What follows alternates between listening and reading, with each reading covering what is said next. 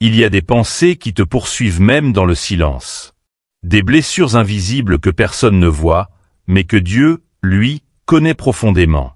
Et si je te disais que ta paix intérieure ne dépend pas de ton environnement, mais de l'état de ton esprit?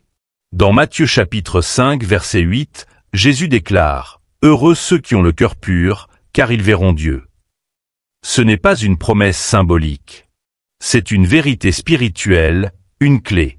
Car tant que ton esprit est encombré, pollué, agité, tu avances dans le brouillard, même en chantant des louanges. Aujourd'hui, Dieu veut parler à ton âme. Il veut purifier ton esprit, non pour te juger, mais pour t'élever. Pour que tu avances, pour que tu vois clairement, pour que tu entres dans la vie qu'il a préparée pour toi. Ce message n'est pas un enseignement de plus. C'est une convocation divine, une invitation au changement, une lumière qui va pénétrer jusqu'aux coins les plus enfouis de ta conscience. Dans cette vidéo, nous allons explorer ensemble 15 enseignements puissants, directement tirés de la Bible, que Dieu utilise pour purifier l'esprit de ceux qu'il appelle à marcher avec lui. Ces révélations ne sont pas présentées au hasard. Elles forment un chemin, une progression, du plus fondamental au plus profond. Chaque vérité est comme une pierre posée par Dieu lui-même, pour te faire sortir de la confusion, de la peur, du mensonge, et t'emmener vers la liberté de l'esprit. Et je te le dis, reste jusqu'au dernier enseignement, car ce dernier est celui que l'ennemi ne veut jamais que tu comprennes. Celui qui transforme, qui délivre, qui élève. Mais avant d'aller plus loin, je veux t'inviter à faire un premier pas. Si tu ressens déjà que ce message touche quelque chose en toi, alors like cette vidéo, abonne-toi à Lumière en Christ et écris en commentaire cette phrase « Je veux que Dieu purifie mon esprit ». Ce simple acte, ce simple engagement, peut marquer le début d'un nouveau chemin spirituel. Et surtout, reste jusqu'à la fin, car au terme de ces 15 vérités, je partagerai avec toi une prière spéciale. Une prière de libération intérieure. Une prière qui a déjà guéri de nombreuses vies. Ce que tu vas entendre maintenant ne vient pas d'un homme. Ce sont des paroles que Dieu a laissées dans sa parole, et que beaucoup n'ont jamais entendues de cette manière. Ouvre ton cœur. Ouvre ton esprit. Et laisse le Saint-Esprit travailler en toi pendant cette vidéo. Il ne s'agit pas de connaissance. Il s'agit de transformation. Dans toute la Bible, Dieu n'a jamais simplement appelé les hommes à changer leur comportement. Il a toujours visé plus profondément leur esprit. Car c'est là que commence la véritable transformation. Le péché ne naît pas d'abord dans les gestes, mais dans les pensées. L'amertume, la peur, le doute, la rébellion, tout commence dans l'esprit. Et Dieu, dans sa sagesse infinie, ne traite pas uniquement les fruits. Il va directement aux racines. C'est pourquoi la purification de l'esprit est l'un des axes majeurs du plan divin pour chaque croyant. Dans le psaume 51, David, après avoir commis l'irréparable, ne prie pas pour conserver son trône, sa réputation ou son confort. Il crie à Dieu, « Crée en moi un cœur pur, ô Dieu, renouvelle en moi un esprit bien disposé. » Il a compris.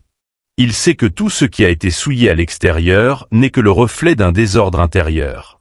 Et il ne demande pas une réparation. Il demande une recréation. Car la purification véritable ne consiste pas à maquiller l'extérieur, mais à renaître de l'intérieur. Le prophète Ésaïe, lui aussi, a vécu une scène saisissante.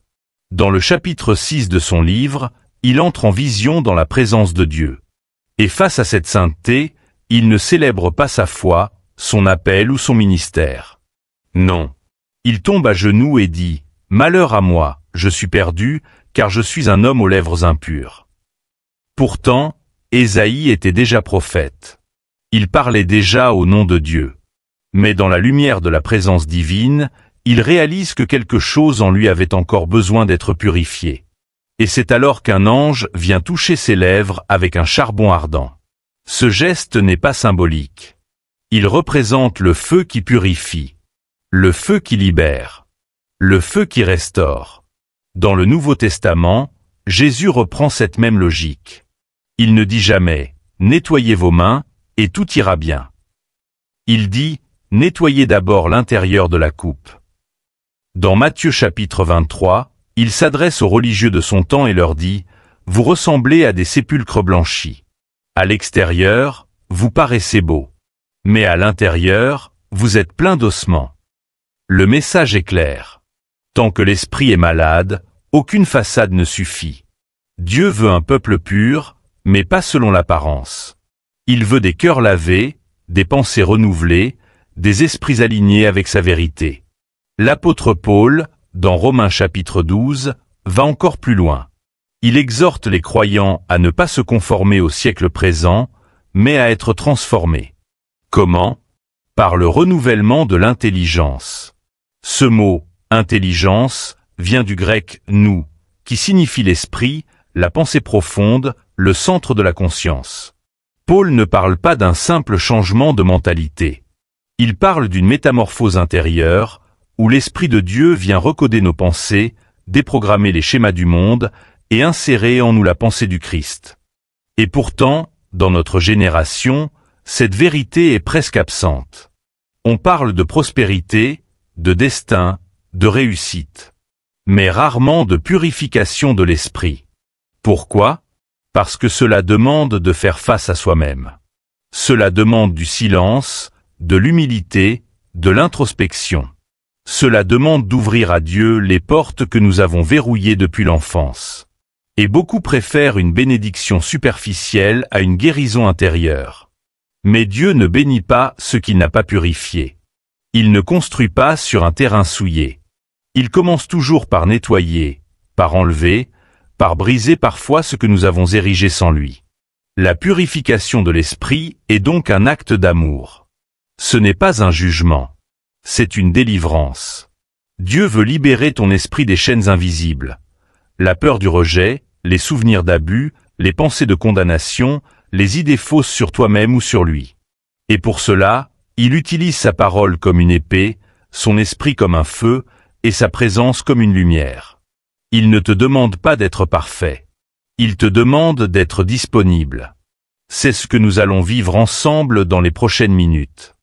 Tu vas découvrir 15 enseignements tirés des Écritures que Dieu utilise pour purifier l'esprit.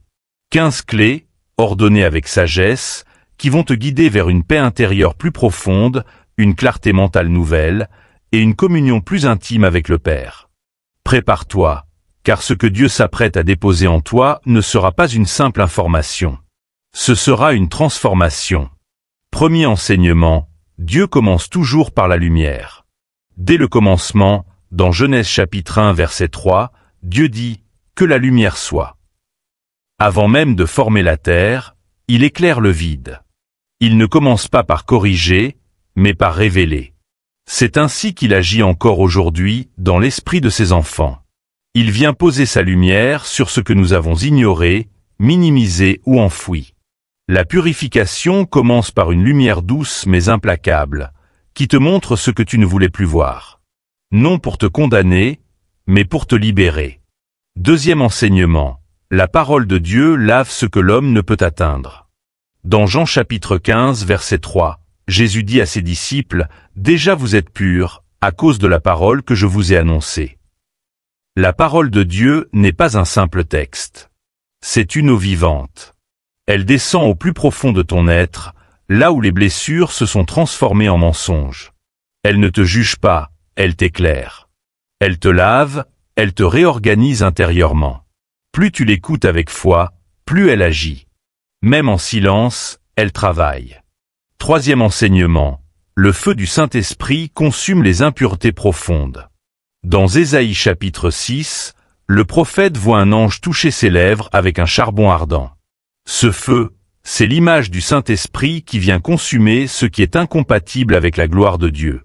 Tu peux prier, jeûner, servir, mais si l'orgueil, l'envie ou la rancune sont encore là, le feu viendra. Pas pour te détruire, mais pour te libérer. Dieu ne partage pas son trône avec les résidus de l'ancien toi. Quatrième enseignement, la repentance ouvre la porte au travail divin. David l'a compris lorsqu'il a crié dans le psaume 51, « Crée en moi un cœur pur, ô Dieu ». Il ne cherchait pas à se justifier, mais à être transformé.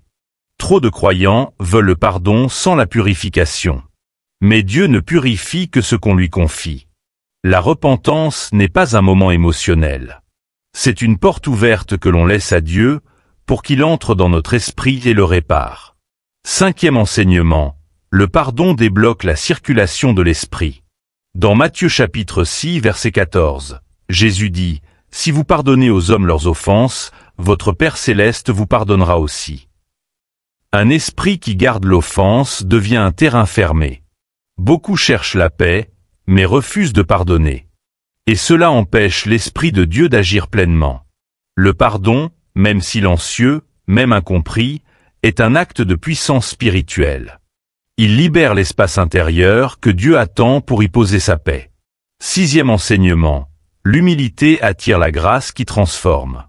Jacques chapitre 4 verset 6 déclare, « Dieu résiste aux orgueilleux, mais il fait grâce aux humbles. » L'esprit orgueilleux est bruyant, agité, fermé.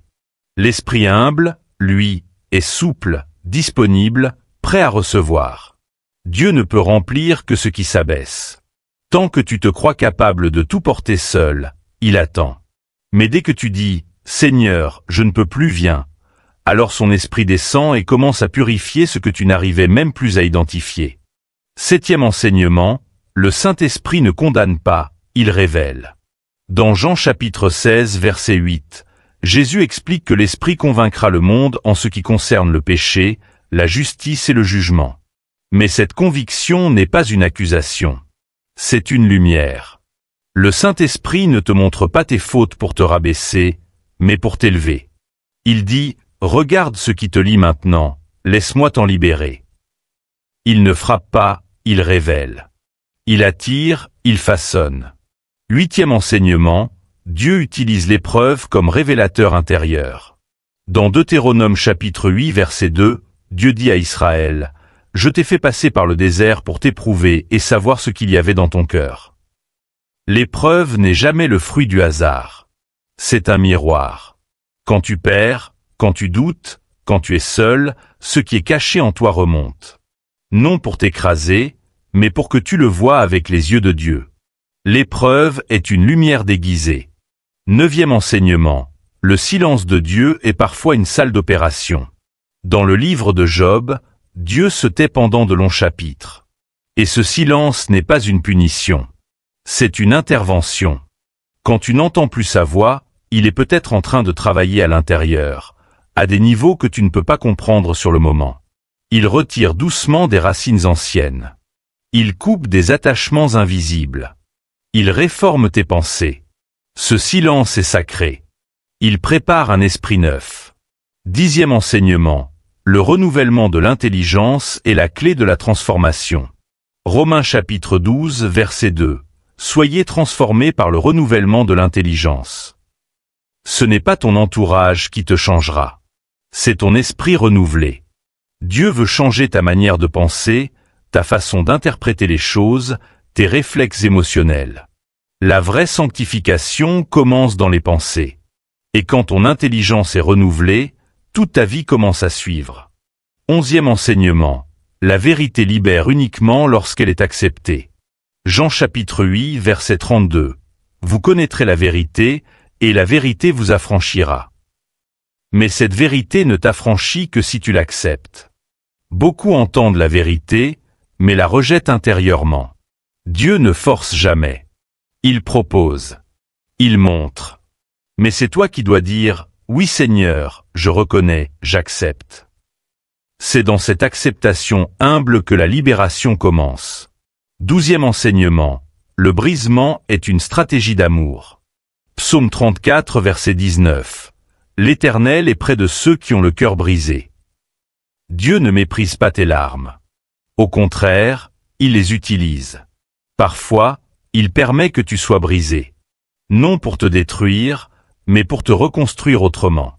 Ce qui est brisé devient plus sensible, plus vrai, plus disponible. Le brisement n'est pas un accident. C'est une réponse à une prière que tu as oubliée, « Seigneur, change-moi ». 13e enseignement, Dieu renouvelle l'esprit en profondeur par son esprit. Ézéchiel chapitre 36 verset 26, « Je vous donnerai un cœur nouveau, et je mettrai en vous un esprit nouveau. » Tu ne peux pas purifier ton propre esprit. Ce que Dieu veut faire en toi dépasse ta volonté, ta force, ton intelligence. C'est une œuvre surnaturelle. Quand tu te rends, quand tu ouvres ton être intérieur, son esprit descend et crée en toi un esprit nouveau. C'est un miracle silencieux, mais radical. 14e enseignement. La communion avec Dieu restaure l'ordre intérieur. Philippiens chapitre 4 verset 7. La paix de Dieu, qui surpasse toute intelligence, gardera vos cœurs et vos pensées en Jésus-Christ. La paix n'est pas une émotion. C'est un état spirituel qui s'installe lorsque ton esprit est aligné à Dieu. Et cette paix devient une sentinelle qui garde tes pensées contre l'intrusion du doute, de la peur ou de la confusion. 15e enseignement. Le plus puissant au Christ est lui-même la purification de ton esprit. Hébreux chapitre 9 verset 14. Combien plus le sang du Christ, qui par l'Esprit éternel s'est offert lui-même sans tache à Dieu, purifiera-t-il votre conscience des œuvres mortes pour que vous serviez le Dieu vivant? Ce n'est pas un principe, ni une méthode, mais une personne, Jésus. Ce n'est pas ton effort qui te purifie. C'est le sang de Christ. Quand tu regardes à la croix, quand tu crois profondément que sa mort a brisé les chaînes de ton esprit, alors tu reçois une purification réelle, permanente, puissante. Ton esprit n'est plus défini par ton passé, mais par sa victoire. Voilà le sommet de toute purification, être uni à Christ, dans son sang, dans sa vérité, dans son esprit. Tu as entendu les 15 vérités. Elles ont touché ton cœur, réveillé ton esprit, peut-être même bousculé certaines certitudes. Mais maintenant vient le moment le plus important. Que vas-tu en faire? Car la purification n'est pas un événement ponctuel. C'est un chemin, un choix quotidien, un engagement intérieur. Dieu ne cherche pas des auditeurs sensibles, mais des cœurs disponibles. Des hommes et des femmes qui disent « Seigneur, je ne veux pas seulement entendre ta voix, je veux que ma vie la reflète. » Alors comment appliquer ces vérités? Comment vivre chaque jour avec un esprit en cours de purification? Il ne s'agit pas d'une méthode magique, mais d'un mode de vie. Voici quelques fondements pratiques pour que ces vérités deviennent des expériences. Premièrement, commence chaque journée par une prière de purification. Pas pour demander des choses, mais pour exposer ton esprit à Dieu.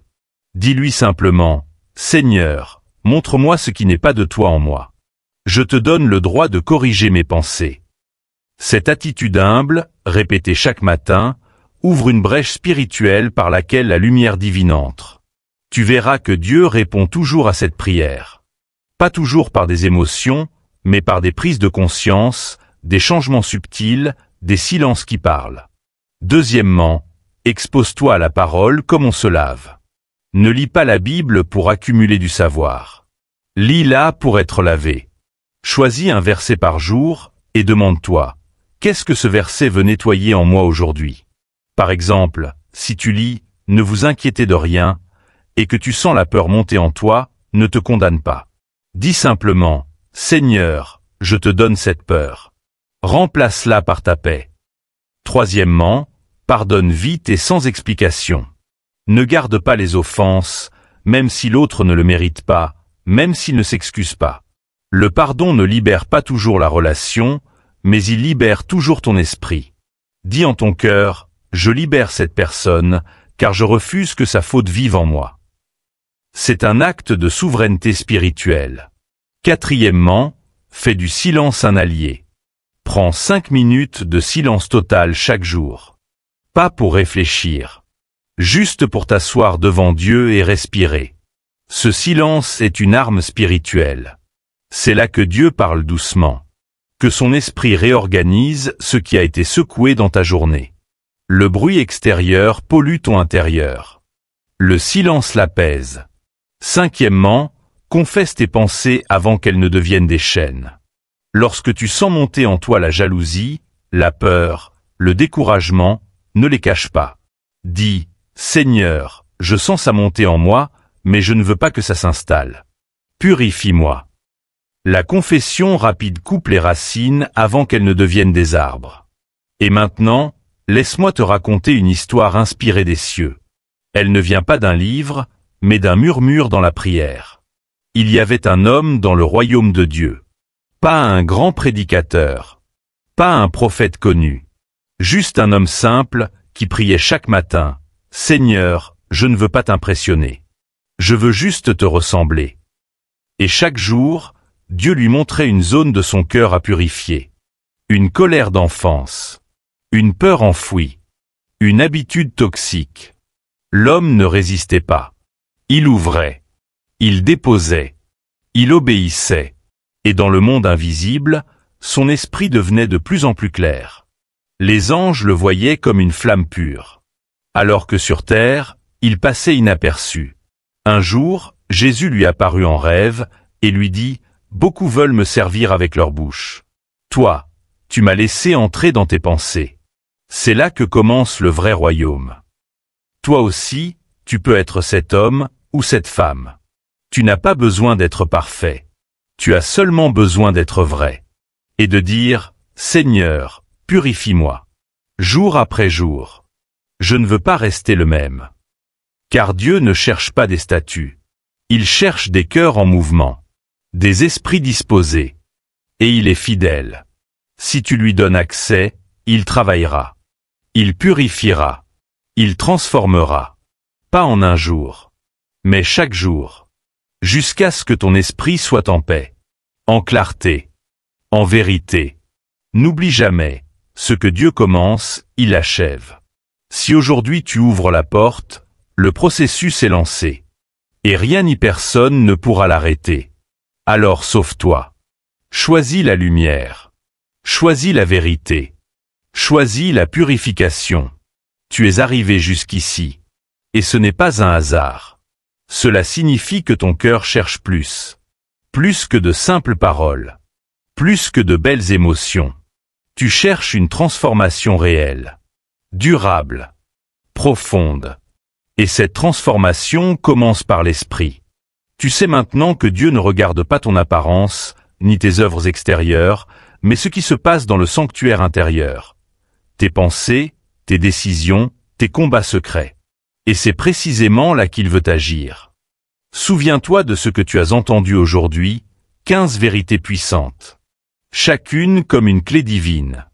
Un éclairage venu du ciel pour te conduire vers la liberté intérieure. Ce ne sont pas des idées. Ce sont des armes. Des fondements. Des révélations. Elles t'ont été confiées pour que tu marches avec autorité dans un monde troublé. Pour que tu sois lumière au milieu des ténèbres. Paix au milieu du chaos. Discernement au milieu du mensonge. Mais ne garde pas cela pour toi. Mets ces enseignements en pratique. Choisis chaque jour de prier pour que Dieu purifie ton esprit. Choisis de pardonner rapidement. Choisis de lire la parole comme on boit une eau qui purifie. Choisis d'exposer ton cœur à la lumière du Saint-Esprit. Et surtout, choisis de demeurer dans la présence de Jésus. Car c'est lui, et lui seul, qui est la source de toute purification. Et maintenant, je veux prier pour toi. Là où tu es, ferme les yeux si tu peux. Et écoute cette prière comme une déclaration que ton esprit reçoit. Seigneur, je te présente cette personne qui écoute en ce moment. Tu connais ses pensées, ses luttes, ses blessures invisibles. Tu sais ce qu'elle cache, même à elle-même. Père, viens avec ta lumière. Viens avec ton feu. Viens avec ta vérité. Brise les chaînes. Coupe les racines du mensonge. Retire les voiles. Je prie pour une purification divine. Une paix profonde. Un renouvellement de l'intelligence. Je déclare que l'esprit de cette personne est une terre que tu purifies maintenant, pour y planter ta volonté, ta joie, ta force. Qu'elle devienne un témoin vivant de ton œuvre intérieure. Amen. Si cette prière t'a touché, écris Amen en commentaire. Et partage en une phrase ce que Dieu a commencé à faire en toi aujourd'hui. Ton témoignage peut être une lumière pour quelqu'un d'autre. N'oublie pas. Like cette vidéo, abonne-toi à Lumière en Christ, et surtout, partage-la avec quelqu'un qui a besoin de retrouver la paix de l'esprit. Il y a des personnes autour de toi que Dieu veut toucher à travers toi. Ce n'est pas la fin. C'est le commencement. Le commencement d'un chemin où ton esprit, jour après jour, sera purifié élevé, et rendu capable de voir Dieu là où d'autres ne voient que le chaos. Avance.